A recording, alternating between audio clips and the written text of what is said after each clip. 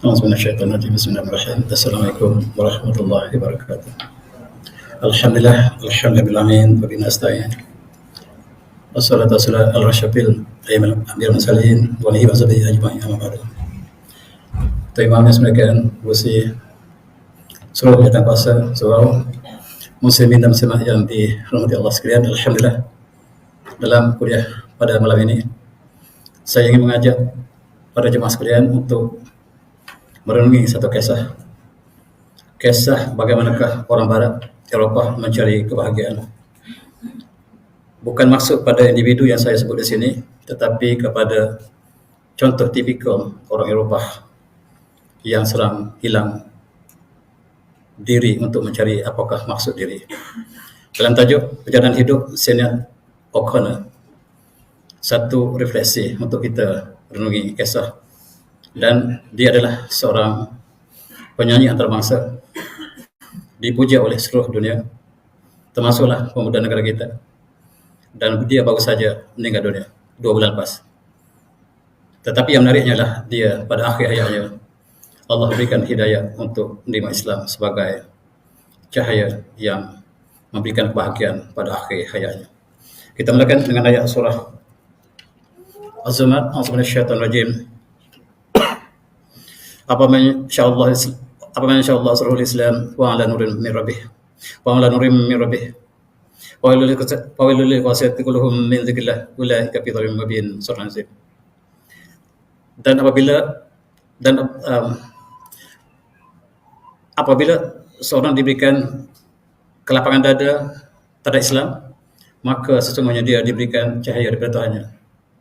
Dan barang siapa yang Allah lapangkan dadanya untuk Islam, maka dia diberikan cahaya daripada Tuhannya.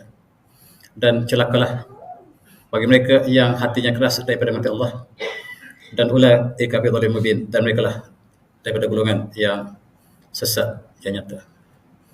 Allah berikan petunjuk kepada siapa yang dia hendaki, dan Allah tidak memberikan petunjuk kepada yang tidak dihendakinya. Dan inilah kisah yang saya isi malam ini, bukan kepada individu ini, tetapi kepada masyarakat Eropah itu. Bagaimanakah mereka mencari maksud hidup. Inilah penyanyi yang saya maksudkan, Sinéad O'Connor, sangat terkenal. Dialah penyanyi antarabangsa. Dia meninggal dunia pada 27 Julai lepas. 2 bulan lepas. Dan apa yang menariknya adalah kehidupannya menggambarkan tipikal seorang Eropah mencari kebahagiaan. Kebahagiaan dicari tidak temui sepanjang hayatnya, kecuali pada akhir tahun-tahun terakhir. Dan Islam ialah agama terakhir yang dia kaji. Dia mengkaji seluruh agama, dan dia pernah menjadi padri Kristian, Katolik, kemudian masuk Hindu, kemudian menyembah syaitan, dan akhir sekali dia termenung dan tidak ada kebahagiaan di hidupnya. Namanya terkenal di seluruh dunia, dan apabila ditanya apakah kebahagiaan, apakah terkenal itu sebagai kebahagiaan, dia kata itulah kecelakaan hidup saya. Terkenal itu kecelakaan, kecantikan itu kecelakaan, dan dia kata itulah sebagai satu malapetaka bagi siapa yang wajahnya cantik ketika mudanya, ketika tuanya dia menderita. Lebih menderita daripada mereka yang tidak wajah cantik. Mereka yang terkenal akan menderita ketika akhir hayatnya, apabila dia tidak dikenal lagi. Itulah kata-kata untuk kita ambil kenangan, ambil iktibar daripada tokoh yang besar ini. Dia mencari kebahagiaan. Di manakah kebahagiaan yang mereka cari? Dia mencari dalam arak, dalam perjudian, dalam LGBT, kebebasan, menyembah syaitan. Seluruh apa yang dilakukan oleh manusia Eropah dia lakukan. Tetapi dia tidak temui sebarang kebahagiaan. Dan dia terlibat dengan LGBT. Inilah standar apa yang dilakukan oleh Barat. Dia hidup sebagai seorang yang menyembah syaitan, pang dan sebagainya, disebut dengan beberapa nama sekarang. Dia mencukur rambutnya, dan dia terlibat dengan seks bebas. Dia mencari kebahagiaan, tetapi derita yang dia perolehi. Ini sebagai contoh bagaimanakah sekiranya Allah tidak berikan cahaya hidayah, maka dia akan hidup dalam kegelapan. Dan inilah mewakili unit di Eropah yang sekarang sedang mencari identiti mereka sendiri. Kita lihat dalam muzik dia adalah sangat terkenal dan dia telah namanya digandingkan dengan kegiatan LGBT, lesbian, dan dia tidak segan untuk memaparkan wajahnya dalam majalah yang pornografi ini. Dia sangka itulah kebahagiaan, tetapi dia salah. Semakin lama dia terlibat, dia semakin menderita. Ini 3 wajah. Ketika dia mencari kebenaran, tetapi dia penuh dengan minuman memabukkan, hidup bebas, dan dia rasakan tidak bahagia. Dia masuk agamanya sendiri. Agamanya adalah agama Katolik. Dia masuk agamanya sendiri, tetapi tidak bahagia. Dia masuk Hindu, dia tidak bahagia. Dia menjadi penyembah syaitan, dia tidak bahagia. Allah berikan di akhir hayatnya, dia diberikan Islam dan dia merasakan itulah kebahagiaan yang dicari selama ini. Dia telah meninggal dunia dan kematiannya ditangisi oleh umat Islam seluruh dunia, dan bukan Islam. Bukan Islam menangisinya, Islam juga menangisinya. Sebab dia satu contoh manusia yang hilang diri, tetapi menemui dirinya pada akhir hayat. Alhamdulillah. Dan dia kata apabila dia mengkaji seluruh agama, dia terlibat dalam agama, akhir sekali dia membaca Quran. Bila dia baca Quran, dia tidak boleh berhenti lagi. Dan dia realize bahawa dia adalah Muslim. Bahawa setiap bayi dilahirkan Muslim, kecuali ibu bapa lah yang menjadikan mereka Yahudi ataupun Nasrani. Dilahirkan setiap kanak-kanak di atas fitrah dan dia mengalih mata. Dalam konteks ini dia teringat hadis Rasulullah yang berbunyi, yang diriwayatkan oleh Imam Bukhari, kul maulud yuladu ala fitrah. Setiap anak yang dilahirkan di atas fitrah. Babawahu yuhadanihunahu, yang ibu bapa lah yang menjadikan dia Yahudi, ataupun yang menjadikan mereka Nasrani, ataupun menjadikan Majusi. Setiap anak dilahirkan sebagai fitrah yang kembali pada Allah, hanif, mengakui Allah sebagai Tuhan ketika dalam alam arwah, tetapi disesatkan oleh media massa, disebabkan oleh masyarakat, ibu bapa dan seluruh komuniti. Dan dia telah memeluk Islam pada tahun 2018. Di antara sebab dia Islam yang kita lihat dari luar, sedangkan Allah memberikan hidayah ketika itu, dia melihat bagaimanakah orang Palestin ditindas oleh orang kaya, orang kuat. Yahudi menindas golongan yang miskin. Bagaimanakah orang Palestin pertahankan diri mereka? Dan satu-satu negara Eropah yang menyokong Palestin ialah Ireland, dan dia adalah Raja Ireland, Irish. Dia mengatakan bahawa dunia tidak adil. Bumi asal Palestin dijajah oleh Yahudi dan orang Palestin dipersalahkan. Dan di sinilah di antara bibit-bibit untuk mengenal kebenaran baru saja pada tahun 2018, dan akhirnya dia memeluk Islam selepas Allah berikan hidayah. Dan apabila dia memeluk Islam, dia dikecam oleh seluruh pembina di dunia. Tetapi semakin hari kekuatannya semakin bertambah, dan dia ada peranan yang besar di Ireland dan di England, UK, dalam menyampaikan mesej Islam kepada mereka yang sama seperti mereka, seperti asal kehidupan dia. Dia membawa mesej Islam secara sebagaimana yang dia lalui, dan dialah pendakwah pada akhir hayatnya. Itulah sejarah yang ingin saya berkongsi. Palestin ialah negara yang sedang dizalimi. Negara ini asalnya negara Islam, semakin hari semakin kecil, dan akhirnya yang tinggal ialah West Bank dan Gaza semata-mata. Yang lain telah oleh Yahudi. Dan ini antara sebab dia simpati pada Islam. Kita coba refleks sejarahnya lebih awal.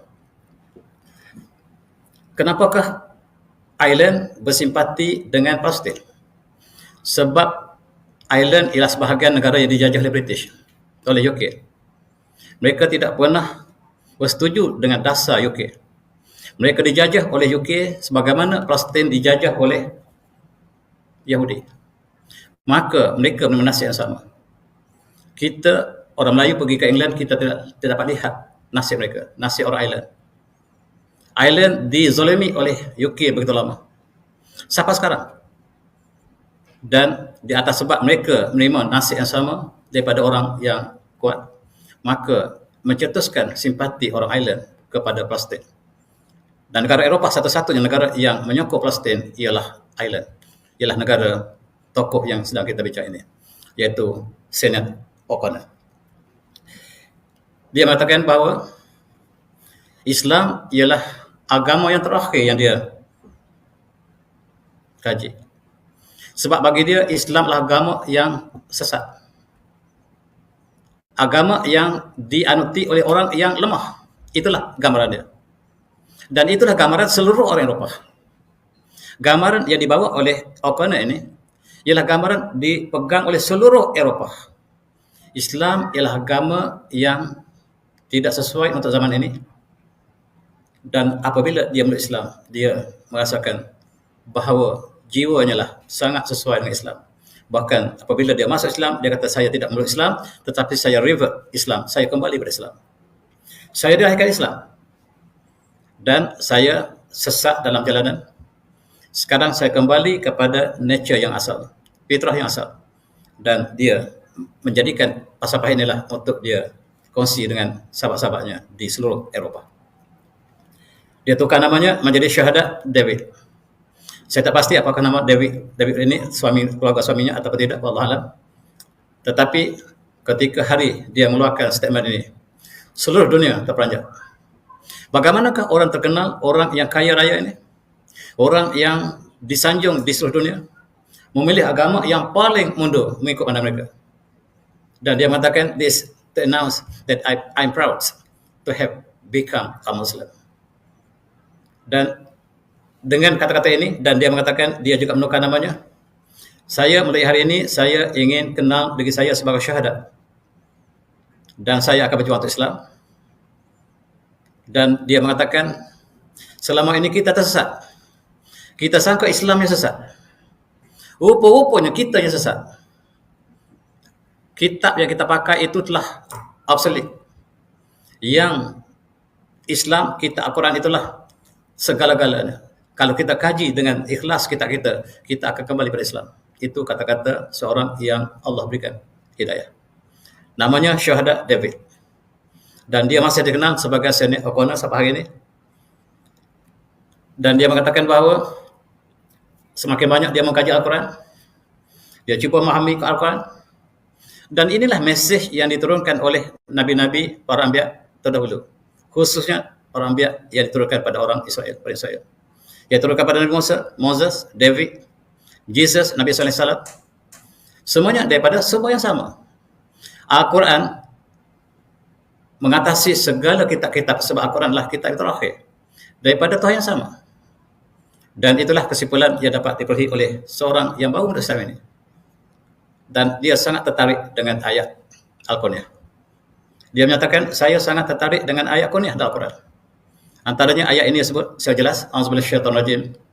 Inna fi khalqis samawati wal ardi wa ikhtilafil nahar la yadillu lil albab. Dan sungguhnya dalam ciptaan langit dan bumi serta pertukaran siang dan malam terdapat tanda-tanda bagi mereka yang bersifat ulul albab. Siapakah ulul albab? Allazina yazkurunallaha qiyaman wa qu'udan. Iaitu mereka yang berzikir kepada Allah ketika mereka berdiri, ketika mereka duduk, wa 'ala junubihim, dan ketika mereka berbaring. Wa yatafakkaruna fi khalqis samawati, dan seraya mereka berfikir tentang penciptaan langit dan bumi. Dan akhirnya mereka berdoa, Rabbana ma khalaqta hadza batila subhanaka faqina adzabannar. Wahai Tuhan kami, tidaklah Dikau ciptakan ini sia-sia, dan maksud ciri Kau ya Allah, jadikanlah jauhlah kami daripada azab neraka. Dan ayat inilah mencucuk jiwa dia. Bila sampai ke ayat ini, seolah-olah mencucuk jiwa dia, kata. Saya tercucuk dengan ayat ini. Tuan-tuan, mari kita ambil iktibar.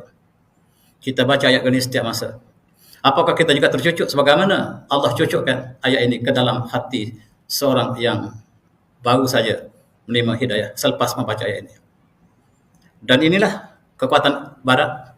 Mereka mengkaji, dan dengan ilmu mereka mengkaji, dan akhirnya mereka yakin bahawa kebenaran bersama Islam. Dan dia mengkajikan tentang alam semesta yang terlutan luas. Tidak mungkin sebagaimana etis barat mengatakan ini terjadi by chance, secara kebetulan. Tidak ada dapat menciptakan yang ada. Nothing cannot create something. Definitely nothing cannot create something. And something's being created by something else. Dan pegangan dia mengatakan bahawa tidak mungkin yang tidak wujud mencipta yang wujud. Yang wujud mesti dicipta oleh yang wujud. Alam semesta yang cantik indah ini, tentulah ada sistem, ada pencipta yang maha agung. Perjalanan bulan siang dan malam, matahari, bulan dan bintang berjalan dengan tertib.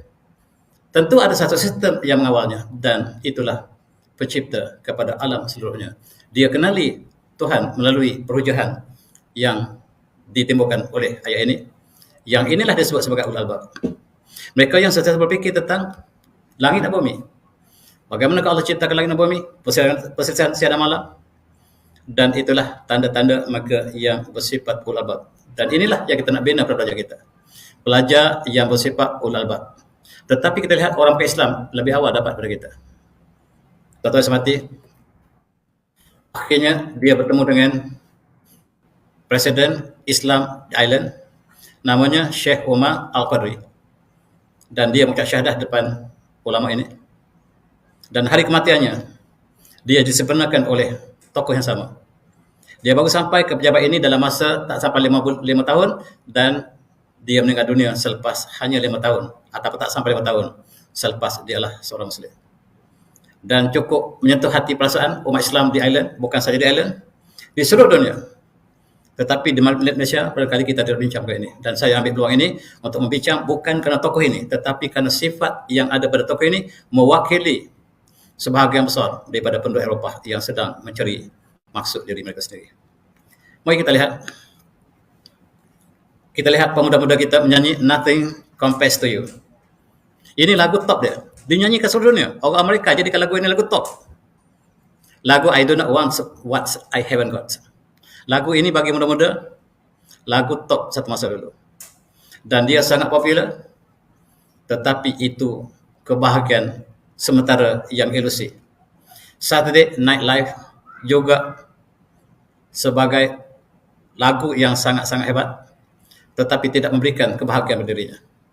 Akhirnya dia temui kebenaran di dalam agama yang hanif, Islam. Dia hidup sebagai orang barat. Minum ialah sebahagian budaya orang Arab, orang barat. Kalau kita berjalan di barat waktu malam, kita akan bertemu dengan orang yang mabuk. Masa saya belajar di sana, satu malam saya balik lewat, saya bertemu profesor saya yang tidur di jalan. Profesor saya yang mengajar tadi, ketika petang tadi mengajar, sekarang tidur tepi jalan sebab mabuk. Mabuk ialah budaya barat. Dan tidak terkecuali O'Connor. Dan Drink Before the War, itulah lagunya yang terkenal. Minuman memabukkan ialah kebahagiaan. Tetapi dia sedar akhirnya adalah bukan kebahagiaan tetapi penderitaan. Dan kita lihat dia menyatakan perasaannya apabila dia gagal mencari kebahagiaan. Dia jadikan nyanyiannya, lagunya untuk menyampaikan perasaan seorang Eropah. Seorang muda yang tidak paham dengan dunia tujuan dia diciptakan. Dia memberontak dengan lagunya. Lagu ini lagu yang menggambarkan jiwa mereka yang kosong. Dan inilah yang dilakukan oleh orang lain juga, membawa lagu yang kosong maksudnya. Tetapi dia cuba, ada beberapa peristiwa yang mengubah dirinya. Dia kata mula-mula sekali, dia terfikir apakah agama ini? Agama Katolik yang dia anuti sejak daripada kecil lagi. Walaupun namanya dah daripada agama ini, tetapi dia tidak pernah mendalaminya. Dia cuba masuk mendalaminya. Dia ingin meninggalkan nyanyiannya dan ingin masuk gereja. Benar, akhirnya dia menjadi padri. Dia menjadi orang gereja. Tapi apabila masuk gereja, dia melihat bukan kebahagiaan dia cari. Dia temui ialah penderitaan. Cukup sensitif untuk kita sebut apa yang dia sebut. Kita bimbang, kita disebut sebagai, mengatakan ini sebagai sensitif pada agama lain. Tetapi untuk diri dia, dia mengatakan agama dia cari ini bukan agama yang boleh mententangkan diri dia. Sebab di gereja lah berlaku skandal-skandal yang tidak dapat diketahui oleh orang lain. Dan dia menemui skandal yang berbagai dalam gereja. Akhirnya dia keluar daripada gereja, dia koyak gambar popnya sendiri ataupun pausnya sendiri sebab tidak puas hati dengan apa yang berlaku dalam gereja. Dan apa yang berlaku ialah skandal seks berlaku dalam gereja. Ini bukan saya kata, dia yang kata. Kerana menyebab antara dia lari daripada gereja sebab seks berlaku dalam gereja. Padri laki dan wanita tidak kahwin. Mereka hidup dalam satu tempat. Perempuan-perempuan muda ini tidak boleh kahwin. Mereka berkahwin dengan Yesus di akhirat nanti. Lelaki juga tidak akan berkahwin. Dan rupa-rupanya mereka melakukan skandal seks dalam gereja. Ini disebut oleh O'Connor. Dan inilah yang menyebabkan dia memberontak. Kalau ini bukan kebenaran, dia kata. Kalau ini dilakukan oleh otoriti tertinggi dalam agama ini, tidak mungkin yang bawah dapat mengerti yang baik. Dan dia mengatakan setiap otoriti ditangkap kerana melakukan perkara ini. Jadi tangkap ini sebahagian kecil. Sedangkan ia berlakulah lebih banyak daripada apa yang ditangkap. Anak-anak yang ditanam di sekitar gereja, anak-anak haram yang dilahirkan, ditanam di sekitar gereja, menyebabkan dia memberontak. Dia koyak gambar ketua agamanya sendiri. Dan tuan-tuan, maka skandal ini bukan berlaku di satu tempat. Seluruh dunia disembunyikan selama ini. Sekarang apabila dia masuk gereja, dia mengetahui perkara ini. Dan dia keluar daripada gereja, dia jiwanya kosong kembali. Sekarang dia mencari sesuatu untuk mengisi jiwanya. Dia masuk Hindu. Ini adalah satu perjalanan orang yang Eropah. Dia menggambarkan satu unit. Dia bersama dengan Hindu.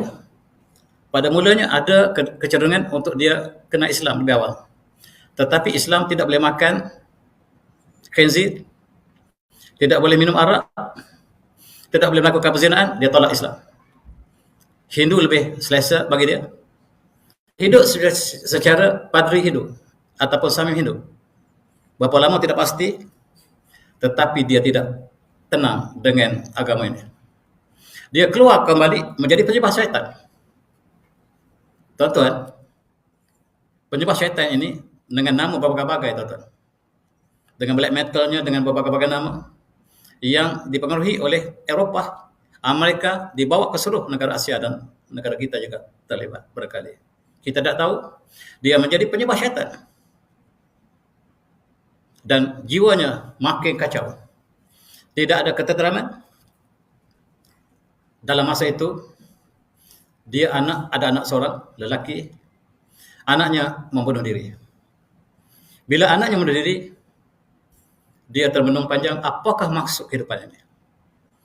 Anak yang masih remaja, tidak sempat mengalami kehidupan yang lanjut, telah membunuh diri. Dan membunuh diri inilah sebagai satu kebahagiaan bagi mereka yang terdesak. Dia mencari apa maksud kehidupan. Bila anaknya meninggal dunia kerana membunuh diri, dia tidak dapat meneruskan urusan hariannya. Dia termenung mencari dirinya sendiri.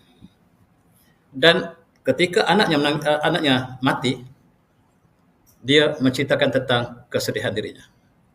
Apa maksud kehidupan? Dia ada harta segala-galanya, namanya dikenali, tetapi anak yang menjadi cahaya matanya tidak ada lagi. Dia merasakan tidak ada guna untuk hidup. Apakah dia juga berniat untuk melakukan perkara yang sama? Dia kata tidak. Ibu-ibu jangan melakukan perkara yang dilakukan oleh anak saya. Dia pesan pada ibu seluruh dunia. Dan ketika inilah dia mencari dirinya. Rupa-rupanya jiwanya hilang lama. Dia tidak tahu bahawa dia jiwa dari mana. Dia mencari tentang jiwanya hilang. Al-Bahth Anin Nas. Ini yang dikeluarkan oleh Berita Arab, orang Arab cukup banyak mengkajinya dan dia mencari dirinya hilang. Apa maksud kehidupan? Dan akhirnya dia temui dengan Islam terakhir sekali. Islam is the truth. Ini pengalaman orang yang mengkaji sepanjang hayatnya. Dan dia meninggal hanyalah usianya dalam 50-an. Dan dia menjadi pendakwah yang gigih. Dia telah menjalankan tugas dakwah di Eropah, khususnya di England, di UK, dan juga di Amerika. Barangkali sebahagian daripada pengikut-pengikutnya adalah peminatnya juga mengikuti langkahnya, tetapi tidak ada data yang untuk kita bicarakan. Dia mengatakan, menceritakan pengalaman dia tentang apakah yang dilakukan oleh orang kulit putih terhadap orang Islam. Dia menggambarkan selama ini dia bersama kulit putih menghina Islam. Tetapi melalui ini saya tidak akan bersama dengan kulit putih lagi. Dia kulit putih tetap. Sebab bukan kulit putih yang maksudkan, tetapi mereka menzalimi orang Islam. Dan pengikutnya juga mengkritik apa yang ditulis. Dan akhirnya dia meninggal dunia tetap. Ini gambar lamanya, sengaja saya bawa gambar-gambar lamanya. Ketika usianya barulah 56 tahun, 2 bulan lepas. Belum sampai 2 bulan lagi. Dan inilah satu ikon yang untuk kita kenang ataupun kita ambil tibat secara orang barat mencari kebahagiaan yang mereka tidak akan temui. Dia duduk di kematiannya berada di sini dan sampai sekarang polis masih lagi mencari sebab kematiannya yang tidak dirilis kepada publik apakah sebenarnya yang berlaku. Sebab mereka yang memeluk Islam menemui nasib yang cukup malang. Termasuklah tokoh-tokoh seperti tokoh-tokoh yang sebelum ini, Michael Jackson, dan dia juga kita tidak tahu secara sepenuhnya, tetapi sebab kematiannya disembunyikan. Sampai hari ini kita tidak tahu apakah sebab kematiannya. Dan dia mengatakan bahawa apabila dia meninggal dunia di Ireland, dia berpesan sekiranya dia meninggal, kebumikan dia dalam pokok Islam. Tetapi keluarganya tidak ingin membenarkan dia dikebumikan di pokok Islam. Terjadi pertelikahan ketika itu. Hari kematiannya terlalu pertelikahan dan Presiden Islam cuba merungkaikan, mencari jalan tengah. Dia akan disemadikan dengan cara Islam, tetapi keluarganya dipersilakan untuk datang. Keluarganya tidak ada halang untuk datang untuk melihat jenazah. Sebab orang barat mereka tidak benarkan jenazah keluarga mereka dilawati orang lain. Ketika saya belajar, anak profesor saya meninggal dunia, usianya 25 tahun. Saya ingat seperti budaya kita ingin melawat, tidak boleh. Budaya mereka tidak dibenarkan. Tetapi dalam konteks kematian di opponent, dibenarkan untuk seluruh keluarganya, bukan saja keluarga saja, seluruh peminatnya boleh melihat wajahnya dan boleh melawat di perkuburannya. Dan subhanallah tuan-tuan, pada hari itu kita lihat hari kematiannya dan hari perkuburannya penuh di kota raya. Manusia yang beribu datang, bukan saja Muslim, tetapi orang bukan Islam, yang masih menyanjunginya tentang lagu-lagu yang dia sampaikan. Bukan kerana Islamnya, tetapi kerana peminat mereka sangat ramai di dunia. Kita lihat gambar-gambar yang berlaku hari itu, sangat luar biasa. Dia telah dikebumikan secara Islam, dan inilah akhir penghargaan hidup seorang yang mencari. Sepanjang jalan, seolah-olah dia adalah keluarga diraja. Ketika jenazahnya dibawa ke kuburan, di sepanjang jalan, termasuk Perdana Menteri Irish, Perdana Menteri Ireland berdiri sama ramai untuk melihat jenazah yang terakhir. Menggambarkan betapa pentingnya kepada Islam dan bukan Islam. Takdir ilahi sekiranya dia Allah lanjutkan, barangkali dia boleh membawa ramai orang bukan Islam ke Islam. Wallahu a'lam. Dan itulah yang kita jangkakan. Ini perbandingan ketika hari pengumumannya dilalui lebih daripada keluarga diraja. Dia baru 5 tahun berislam, Islam, yang bukan Islam, kebanyakan bukan Islam yang beratur di sepanjang perjalanan daripada rumahnya ke tempat daripada pusat Islam ke perkuburan. Dan dilawati sampai hari ini, telah 2 bulan tak pernah kosong tempat pengumumannya. Peminat-peminatnya datang seluruh dunia, daripada Amerika datang. Jadi siapa dia sebenarnya? Dia sudah menjadi pendakwah Islam, tetapi dia masih dikenal sebagai penghibur pada dunia. Lagunya masih dendang sampai hari ini. Dan tuan-tuan, husnul khatimah untuk penghibur yang penuh kontroversi ini. Dia menjadi sumber berita ke dalam semua media barat satu masa dulu. A'udzubillahi minasyaitonir rajim. Wa mal hayatud dunya illa la'ibun wa lahu. Wa la darul akhiratu lil ladzina yattaqun afala ta'qilun. Surah Al-Azim Al-An'am. Dan kehidupan dunia ini hanyalah la'ibun, main-main. Wa lahun, gurau senda. Dan sesungguhnya negara akhiratlah lebih baik bagi mereka yang bertakwa. Afala ta'qilun. Kenapa kamu tidak berfikir? Hidup ini seperti main-main.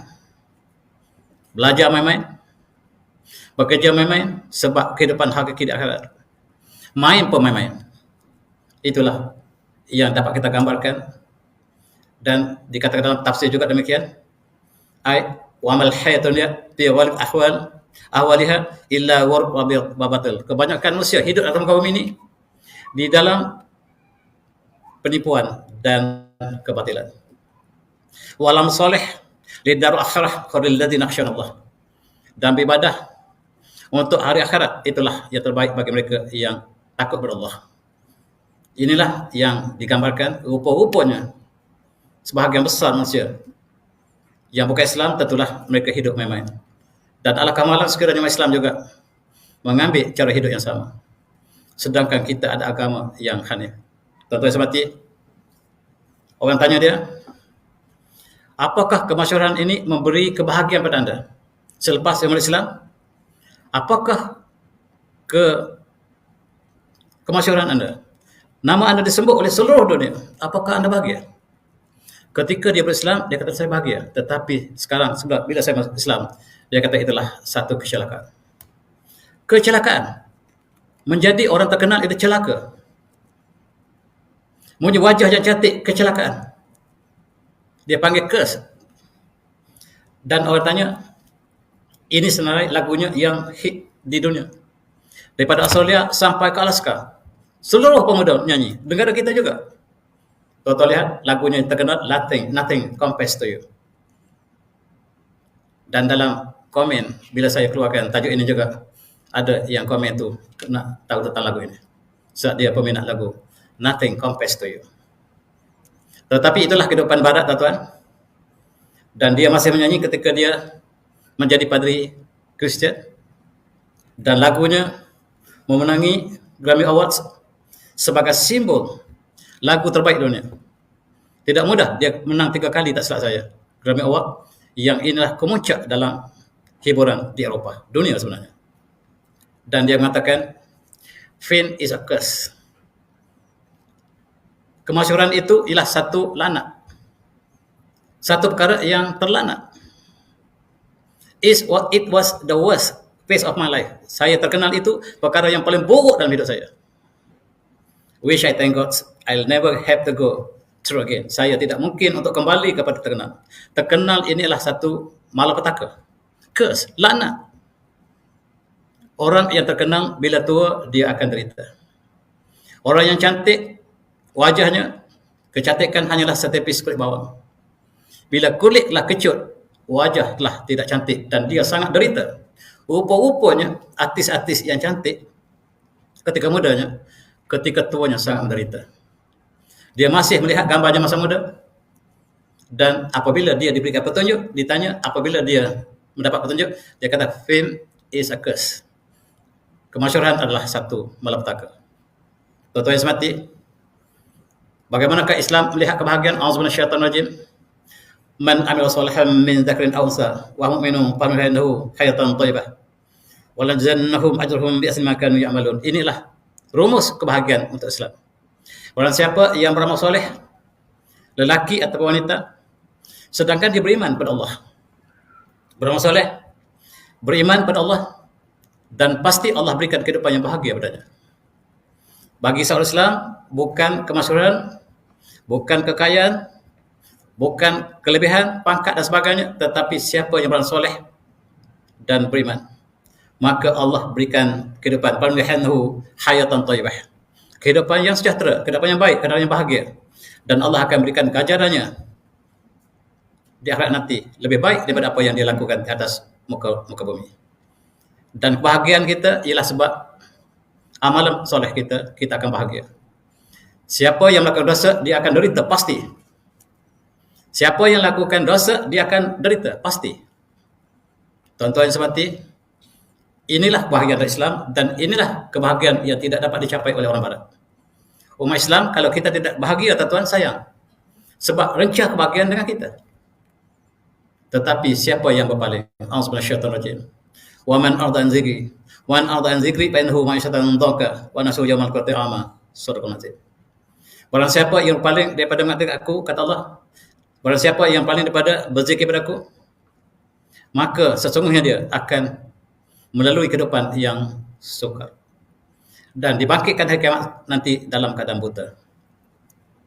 Siapa yang berpaling daripada Allah, berpaling daripada hidayah Allah, dia akan mengalami hidup yang sukar di dunia ataupun dalam kubur. Sebab para pesatir kata ayat ini ditujukan bagi mereka yang berada dalam kubur. Kehidupannya sangat sukar. Siapa berpaling daripada Allah, dan dia akan memiliki kehidupan yang sangat sukar dunia dan akhirat. Dan kita Islam sudah ada rencah yang indah. Kalau kita tidak bahagia, tuan-tuan, kita tidak akan temukan kebahagiaan tempat lain.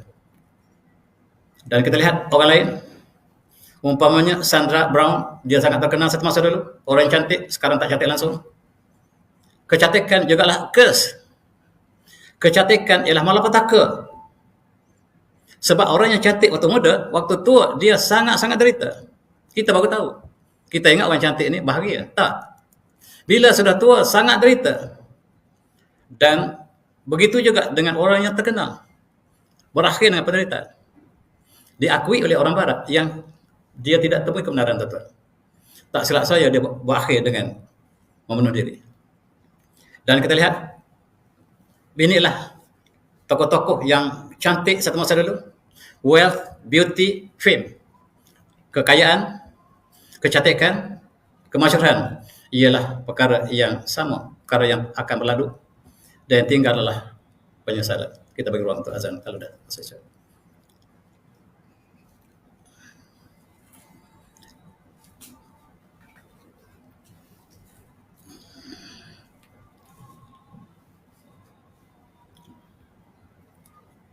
Dah, belum?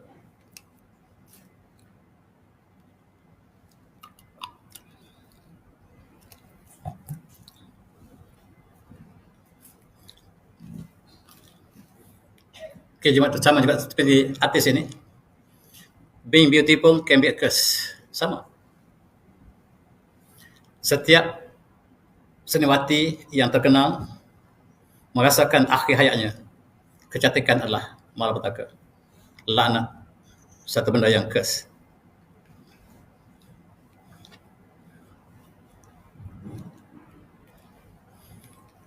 Tengoklah sesiapa saja, saya bawa contoh.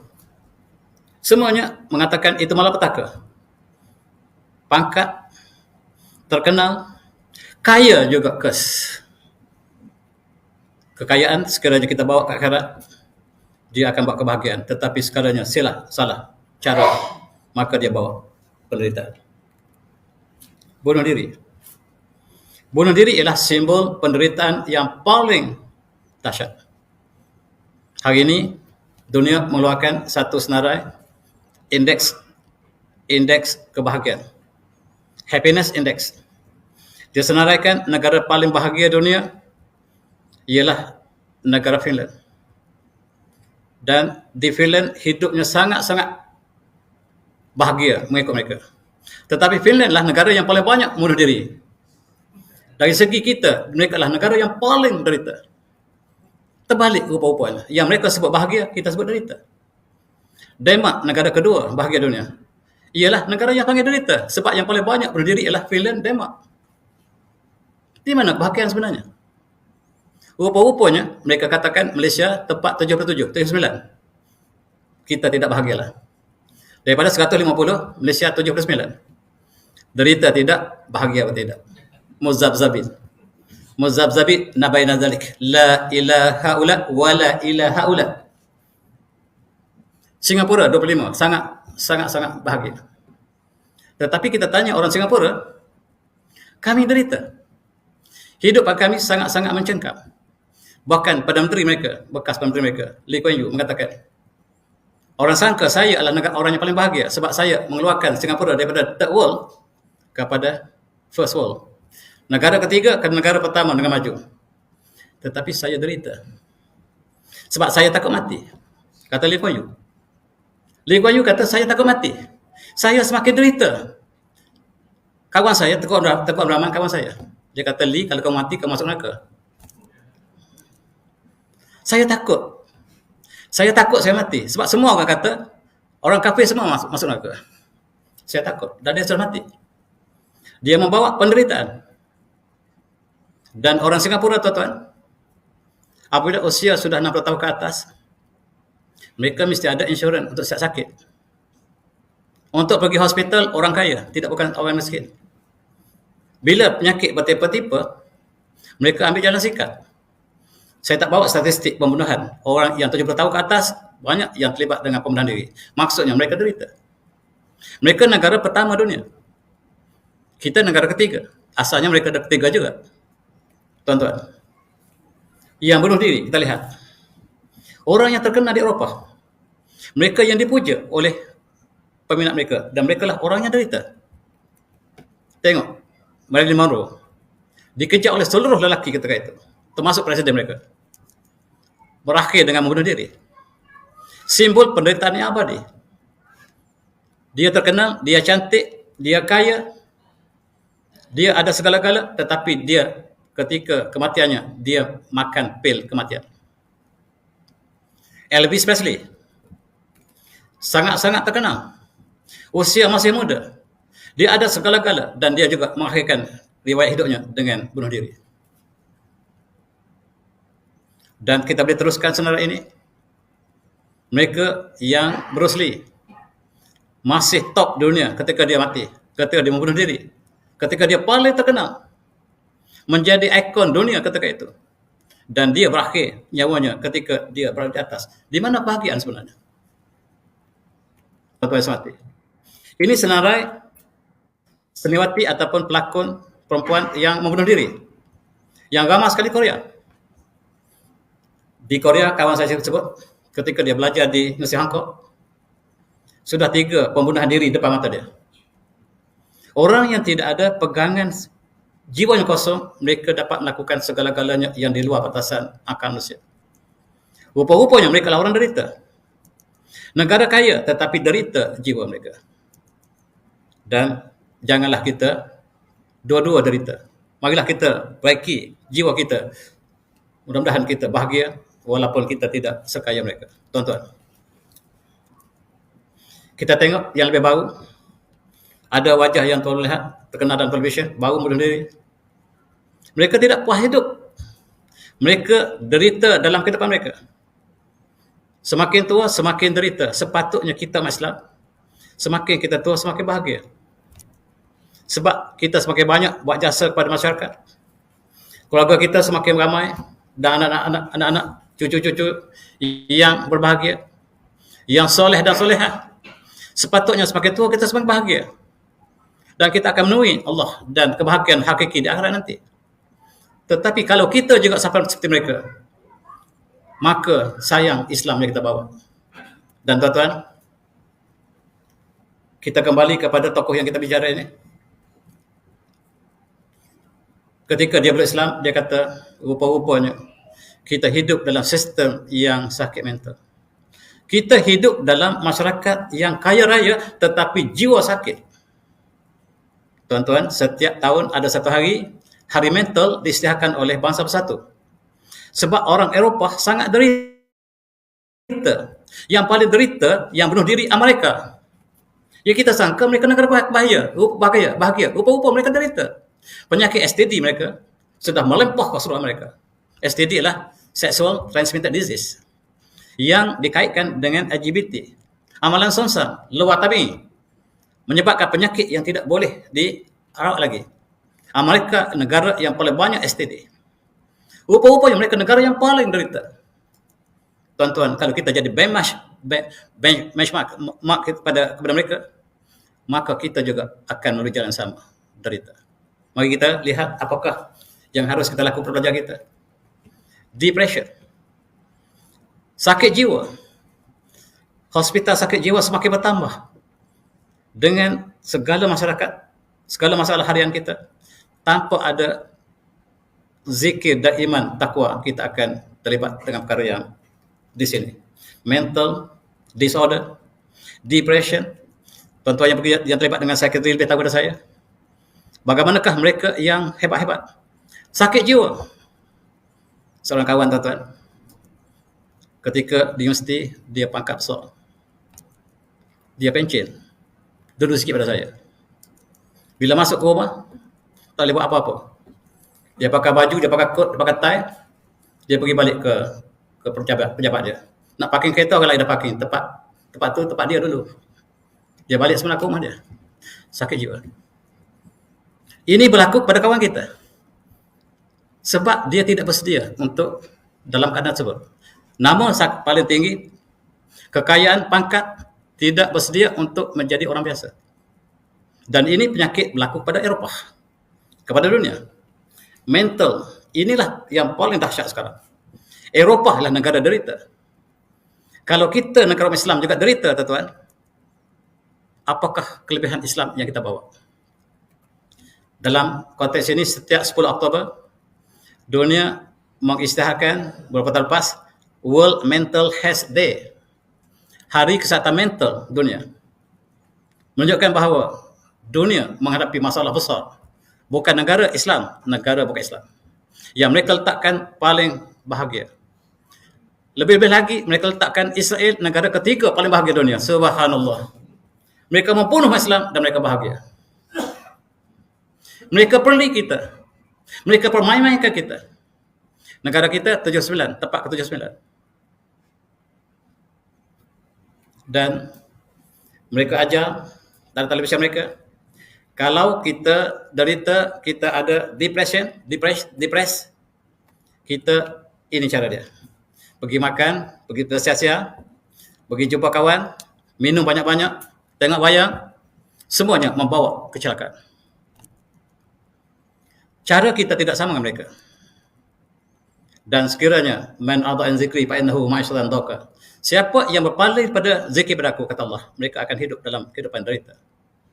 Kalau kita menuju kepada kebahagiaan hakiki akhirat, jalan yang kita lalui adalah jalan bahagia. Sekiranya kita melalui jalan yang derita akhirat, maka jalan dunia jalannya derita. Tuan-tuan semati.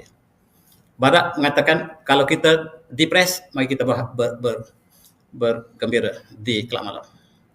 Tetapi apabila selesai kelab, jiwa makin menderita. Ini dilakukan oleh ekonomis. Ekonomis mengatakan setiap kali dia derita, dia pergi ke sini dan dia balik lebih derita. Dia minum banyak-banyak dan dia derita. Diajar di Eropah, bahkan dalam psikiatri kita juga. Jangan-jangan doktor kita juga belajar ini. Supaya kita lepaskan perasaan kita. Menjerit sekuatnya. Ini cara barat. Ada seorang kawan saya sebut nama dia, Profesor Dr. Malik. Dia pakar psikiatri Kota Baru. Saya tanya dia, apakah yang doktor gunakan dalam untuk merawat orang yang sakit jiwa? Dia kata, buku tebal-tebal saya belajar dari mereka, saya tinggal semua. Habis doktor guna apa? Saya guna buku Imam Ghazali. Buku Imam Ghazali, kitab Al-Qalbu, kitab Qalbu Imam Ghazali, itu dah saya baca, itulah saya rawat. Kitab saya baca tebal-tebal di Amerika, saya tinggal semua. Tak sesuai untuk rawatkan di sini. Sedangkan doktor kita di setiap hospital kita menggunakan ilmu barat untuk rawat orang sakit, lagi sakit. Ini cara mereka. Lagi sakit. Kalau ada doktor di sini, maaf saya minta maaf. Lebih lagi doktor psikiatri.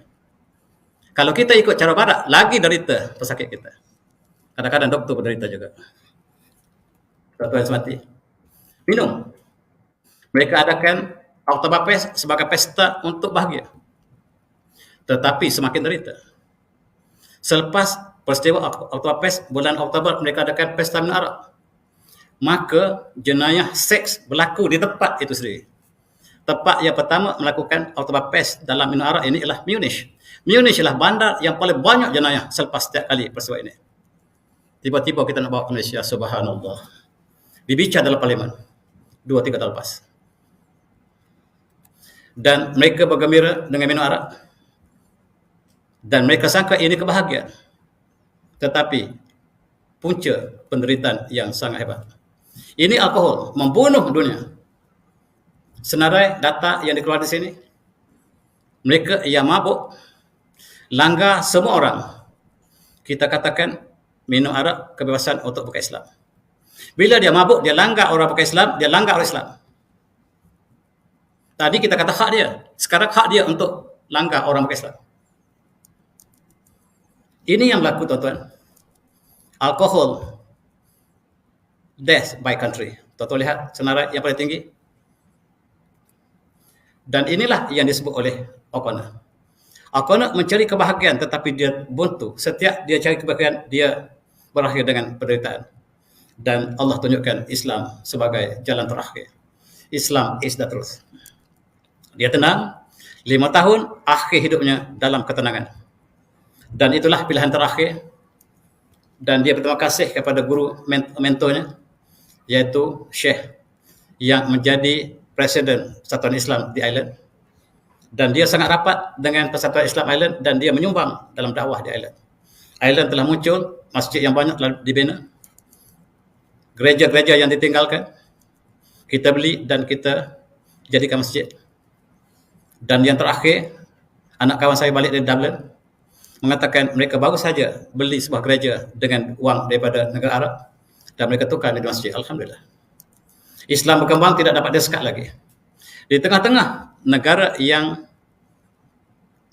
anti agama ini, Islam telah berkembang.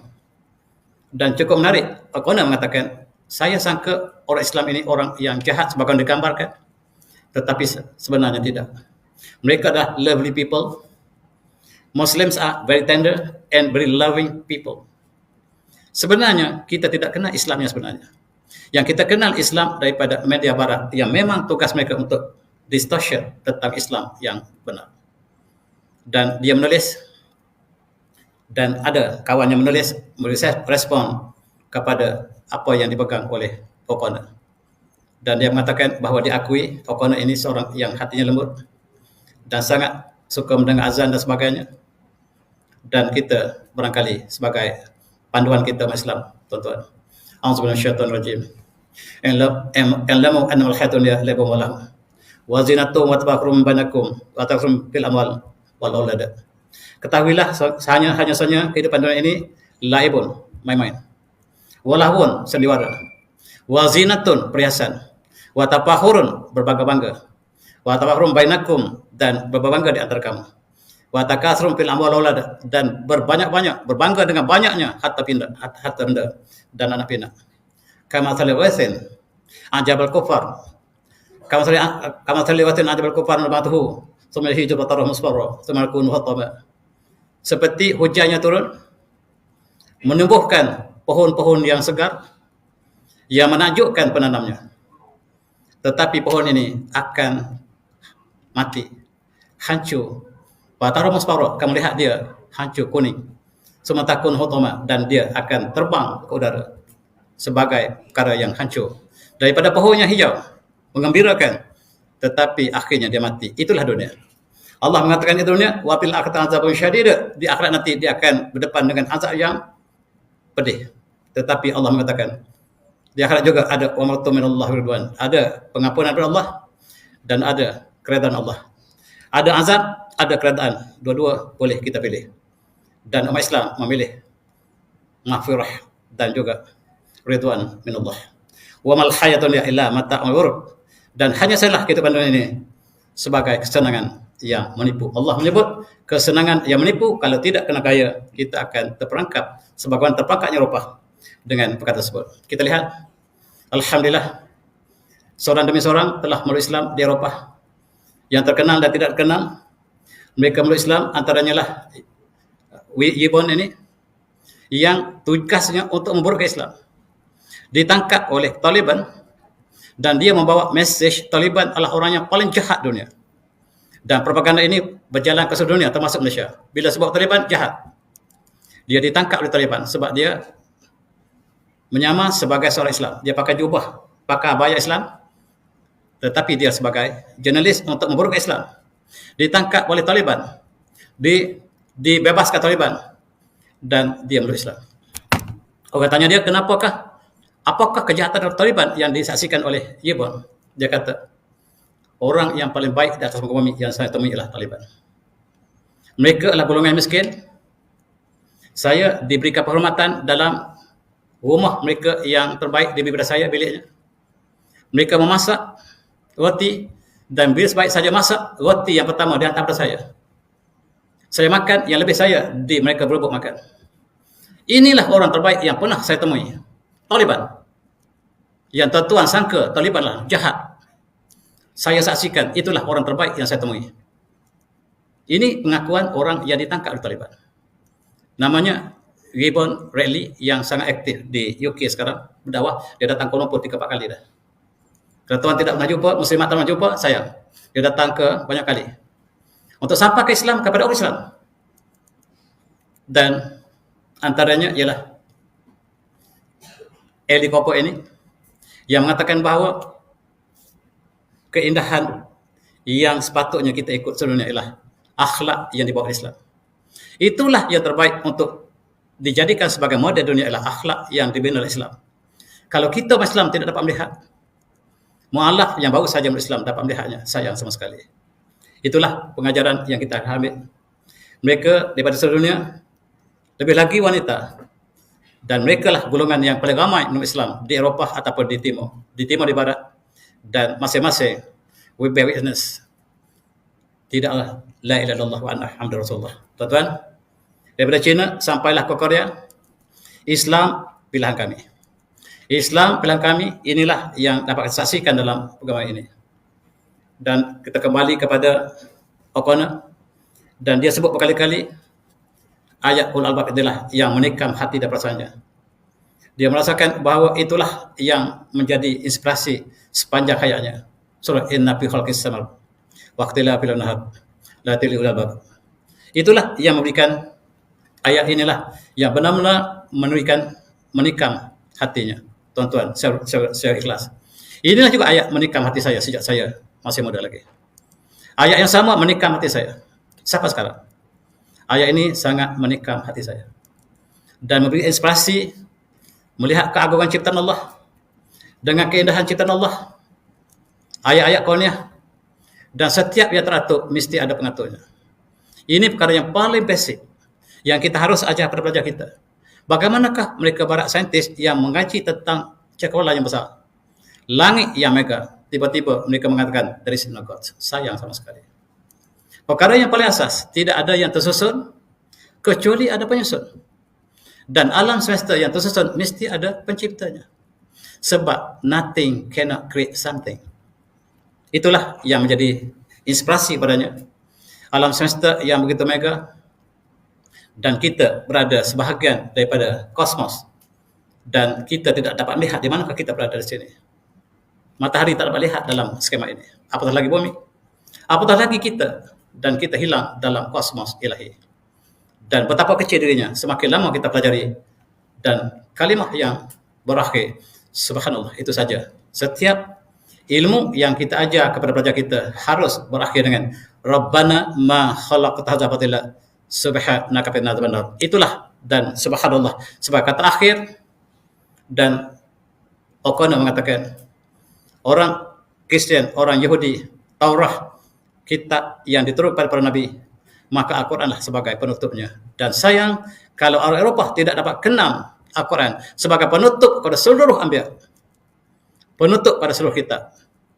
Dan oleh sebab itu dia mendapat lebih daripada apa yang kita dapat kadang-kadang. Dan barangkali itulah kesimpulan kepada tokoh yang besar ini. Dan ayat yang juga menyentuh dia ialah surah dalam surah Asy-Syura, a'udzu minasyaitonir rajim. Salakum min ad-din ma wasa bihi Nuh walladzi auhayna ilaika wa ma wasana bihi Ibrahim wa Musa wa Isa an aqum ad-din wa la tafarraqu fihi. Inilah yang disyaratkan kepada kamu daripada agama, apa yang telah diwasiatkan kepada Nuh dan kepada yang kami wasiatkan kepada Ibrahim, kepada Musa dan kepada Isa AS, an aqimuddin, supaya kamu tegakkan agama, wala tafarraqu fihi, dan janganlah kamu berpecah dalam menegakkan agama. Itulah yang juga memberikan hidayah, memberikan petunjuk kepada tokoh perjalanan kita. Mudah-mudahan kita juga mengambil sebahagian daripada hidup mereka, kehidupan orang Barat, untuk kita menjadi renungan bagi kita umat Islam yang sudah Islam ini. Mudah-mudahan kita mendapat faedah daripada bacaan ini. Saya sudahi dengan wabillahi taufiq. Assalamualaikum warahmatullahi wabarakatuh. Tasbih.